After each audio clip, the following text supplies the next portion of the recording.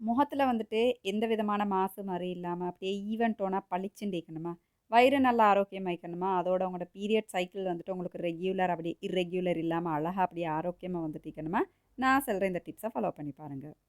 ஒரு செடியோட வேர்ல என்ன சரி நோய் இருக்குது அப்படின்னு சொன்னா, வெளியில நீங்க என்னதான் ட்ரீட்மெண்ட் செஞ்சாலும் அது வந்துட்டு சரியாகாது. அந்த வேருக்கு நீங்க சரியான ட்ரீட்மெண்ட் கொடுக்காத வர. அது மாரி தான் எங்களோட உடம்பும். எங்களோட ஹோமோன் எல்லாம் பேலன்ஸ் ஆயிக்குது அப்படின்டா, நிச்சயமா உங்களுக்கு வந்துட்டு வெயிட் போடாது. அது மட்டும் இல்லாம இந்த பிசிஓடி பிரச்சனை, இர்ரெகுலர் பீரியட், அதாவது உங்களோட ஸ்கின் வந்துட்டு அப்படியே பிக்மெண்டேஷன் அந்த மாரி வரது எதுவுமே இன்ஷா அல்லாஹ் கட்டாயம் வராது.